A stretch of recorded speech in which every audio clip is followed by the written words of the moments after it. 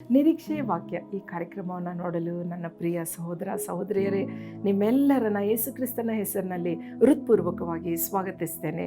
ಇಂದಿನ ಧ್ಯಾನಕ್ಕಾಗಿ ಆರಿಸಿಕೊಂಡಂಥ ವೇದ ಭಾಗವು ಇಬ್ರಿಯರಿಗೆ ಬರೆದ ಪತ್ರಿಕೆ 10ನೇ ಅಧ್ಯಾಯ 35ರಿಂದ 36 ವಚನ. ನಿಮ್ಮ ಧೈರ್ಯವನ್ನು ಬಿಟ್ಟು ಬಿಡಬೇಡಿರಿ, ಅದಕ್ಕೆ ಮಹಾ ಪ್ರತಿಫಲ ಉಂಟು. ದೇವರ ಚಿತ್ತವನ್ನು ನೆರವೇರಿಸಿ ವಾಗ್ದಾನದ ಫಲವನ್ನು ಹೊಂದಬೇಕಾದರೆ ನಿಮಗೆ ತಾಳ್ಮೆ ಬೇಕು. ಈ ವಾಕ್ಯದಲ್ಲಿ ಒಂದು ಅದ್ಭುತವಾದ ಒಂದು ಸಂದೇಶ ಇದೆ. ಮಹಾ ಪ್ರತಿಫಲ ಉಂಟು ಮಾಡುವಂಥ ದೇವರು, ನಮ್ಮಲ್ಲಿ ಬೇಕಾಗಿರುವಂಥದ್ದು ತಾಳ್ಮೆ.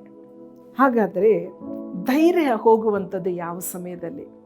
ನಾವು ನೆನೆಸಿದ ಹಾಗೆ ಪರಿಸ್ಥಿತಿಗಳು ಇಲ್ಲ ಅಂತಂದರೆ, ನಾವು ಕಲ್ಪನೆ ಮಾಡಿದಂಥ ರೀತಿಯಲ್ಲಿ ಜೀವನ ಹೋಗದೇ ಇದ್ದರೆ, ನಾವು ಏನೋ ಯೋಚನೆ ಮಾಡಿ ನಾವು ಯಾವುದೋ ಒಂದು ಪ್ರಾಜೆಕ್ಟನ್ನು ಸ್ಟಾರ್ಟ್ ಮಾಡಿರ್ತೇವೆ, ಅದನ್ನು ಪೂರ್ತಿಗೊಳಿಸ್ಬೇಕನ್ನೋ ಒಂದು ಆಶೆ ನಮಗಿರುತ್ತೆ. ಆದರೆ ಅದು ಆಗದೆ ಹೋದಾಗ, ಜೀವನದಲ್ಲಿ ನಾವು ನೆನೆಸಿದ ಹಾಗೆ ಘಟನೆಗಳು ನಡೆಯದೇ ಇದ್ದರೆ, ನಮಗೆ ತದ್ವಿರುದ್ಧವಾದ ಪರಿಸ್ಥಿತಿಗಳು ಬರುವಾಗ, ಹಿಂಸೆ ಬರುವಾಗ, ಪೌಲನ ಜೀವನದಲ್ಲಿ ಅನೇಕ ಹಿಂಸೆಗಳು, ಕಷ್ಟಗಳು ಅನೇಕ ರೀತಿಯಲ್ಲಿ ಆತನನ್ನು ಸುತ್ತಿಕೊಂಡು, ಆದರೆ ಆತನ ದೃಷ್ಟಿ ಆ ಕ್ರಿಸ್ತನ ಮೇಲೇನೇ ಇತ್ತು.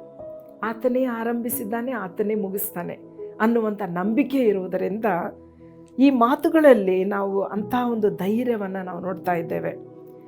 ನಾವು ಎಲ್ಲ ಪರಿಸ್ಥಿತಿಯಲ್ಲಿ, ಹಿಂಸೆಯಲ್ಲಿ, ಕಷ್ಟದಲ್ಲಿ, ನೋವಿನಲ್ಲಿ, ರೋಗಗಳಲ್ಲಿ, ಮತ್ತು ನಮಗೆ ವಿರುದ್ಧವಾಗಿ ಅನ್ಯಾಯವಾಗಿ ಅತ್ಯಾಚಾರ ಮಾಡುವವರ ವಿಷಯದಲ್ಲಿ ಪ್ರಾರ್ಥನೆಯಲ್ಲಿ ನಾವು ಮುಂದೆ ಹೋಗ್ತಾ ಇದ್ದರೆ, ಅದಕ್ಕೆ ನಮ್ಮ ಧೈರ್ಯವು ಬಿಟ್ಟು ಬಿಡಬೇಡಿರಿ ಎಂಬುದಾಗಿ ಹೇಳ್ತದೆ. ಅದಕ್ಕೆ ಮಹಾ ಪ್ರತಿಫಲ ಉಂಟು ಎಂಬುದಾಗಿದೆ. ದೇವರ ಚಿತ್ತವನ್ನು ನೆರವೇರಿಸಿ ವಾಗ್ದಾನದ ಫಲವನ್ನು ಹೊಂದಬೇಕಾದರೆ ನಿಮಗೆ ತಾಳ್ಮೆ ಬೇಕು ಎಂಬುದಾಗಿ ಯೇಸು ಸ್ವಾಮಿ ಬರ್ತೇನೆ ಅಂತ ಹೇಳಿದ್ದಾರೆ. 2ನೇ ಸಾರಿ ಆತನು ಬರ್ತಾ ಇದ್ದಾನೆ. ಆತನಿಗೋಸ್ಕರ ಎಷ್ಟೋ ಜನ ಪ್ರಾಣ ಕೊಟ್ಟಿದ್ದಾರೆ. ಶಿಷ್ಯರು ಪ್ರಾಣ ಕೂಡ ಅವರು ಹತಸಾಕ್ಷಿಗಳಾಗಿ ಹೋದರು. ಅನೇಕ ವಿಶ್ವಾಸಿಗಳು ಹತಸಾಕ್ಷಿಗಳಾಗಿ ಹೋಗಿದ್ದಾರೆ. ಈಗಲೂ ಕೂಡ ಅನೇಕ ಜನರು ಕ್ರಿಸ್ತನಿಗೋಸ್ಕರ ತಮ್ಮ ಪ್ರಾಣ ಕೊಡ್ತಾ ಇದ್ದಾರೆ. ಯಾಕೆಂತಂದರೆ ಆತನ ಬರೋಣ ಹತ್ತಿರವಾಗಿದೆ. ನಾವು ತಾಳ್ಮೆಯಿಂದ ಎಲ್ಲವನ್ನ ಸಹಿಸಿಕೊಳ್ಳುವಾಗ ಅದಕ್ಕೆ ಒಂದು ಪ್ರತಿಫಲ ನಮಗೆ ಖಂಡಿತವಾಗಿ ಕಾದಿದೆ. ಪ್ರಿಯರೇ, ನಿರಾಶೆ ಆಗಬೇಡಿ. ನಿಮ್ಮ ಪರಿಸ್ಥಿತಿಗಳಲ್ಲಿ ಕ್ರಿಸ್ತನು ಕೊಟ್ಟಿರುವಂಥ ಈ ವಾಗ್ದಾನದ ಮಾತುಗಳನ್ನು ನಾವು ಹಿಡಿದುಕೊಂಡು ಧೈರ್ಯದಿಂದ ನಾವು ನಂಬಿಕೆಯಲ್ಲಿ ಮುಂದೆ ಹೋಗೋಣ. ಪರಿಸ್ಥಿತಿಗಳು ಚೆನ್ನಾಗಿಲ್ಲ, ಆದರೆ ಕ್ರಿಸ್ತನು ನಮಗೋಸ್ಕರ ಒಂದು ಪ್ರತಿಫಲ ಇಟ್ಟಿದ್ದಾನೆ.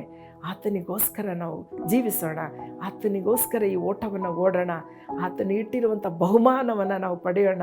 ನಾವು ಆತನ ಮಹಿಮೆಯಲ್ಲಿ ಪಾಲುಗಾರರಾಗೋಣ. ಪ್ರಾರ್ಥನೆ ಮಾಡೋಣ. ನಮ್ಮನ್ನು ಬಹಳವಾಗಿ ಪ್ರೀತಿ ಮಾಡೋ ನಮ್ಮ ಪರಲೋಕದ ತಂದೆ, ಹೌದು ರಾಜ, ಈ ಜೀವನದಲ್ಲಿ ಅನೇಕ ಕಷ್ಟಗಳು ಬರುವಾಗ ನಾವು ಎದೆಗುಂದಿದವರಾಗಿ ಅಧೈರ್ಯಗೊಳ್ಳುತ್ತೇವೆ. ನನ್ನ ಲೈಫ್ ಮುಗೀತು ಎಂಬುದಾಗಿ ನಾವು ತಿಳ್ಕೊಳ್ತೇವೆ. ಆದರೆ ರಾಜ, ನೀನು ಪ್ರತಿಫಲ ಕೊಡುವಾತನಾಗಿದ್ದಿ ರಾಜ, ನೀನು ಬರುವಾತನಾಗಿದ್ದಿ ರಾಜ. ನಿನ್ನನ್ನು ಎದುರುಗೊಳ್ಳುವವರು ನಿರಾಶೆ ಹೊಂದುವುದಿಲ್ಲ ಸ್ವಾಮಿ. ಅಪ್ಪ, ನಾವು ಈ ಲೋಕಕ್ಕೋಸ್ಕರ ನಾವು ಜೀವಿಸದೆ ಪರಲೋಕದಿಂದ ಬರುವಂಥ ಯೇಸು ಕ್ರಿಸ್ತನ ಬರೋಣಕ್ಕಾಗಿ ನಾವು ಎದುರು ನೋಡುತ್ತಾ ಜೀವಿಸುವವರಾಗುವಂತೆ ಸಹಾಯ ಮಾಡು. ನನ್ನ ಸಹೋದರ ಸಹೋದರಿಯರು ಯಾವ ಪರಿಸ್ಥಿತಿಯಲ್ಲಿ ಕೂತ್ಕೊಂಡು ಈ ಕಾರ್ಯಕ್ರಮ ನೋಡುತ್ತಿದ್ದಾರೋ ಅವರನ್ನು ನೀನು ಬಲಗೊಳಿಸು. ಕರ್ತನೇ, ನೀನು ಅವರನ್ನು ಆಶೀರ್ವದಿಸು. ನೀನು ಮಹಾಕೃಪೆಯಿಂದ ಅವರನ್ನು ಬಲಪಡಿಸಿ ನಡೆಸಬೇಕಾಗಿ ಯೇಸುವಿನ ಹೆಸರಿನಲ್ಲಿ ಪ್ರಾರ್ಥಿಸ್ತೇವೆ ತಂದೆ. ಆಮೆನ್.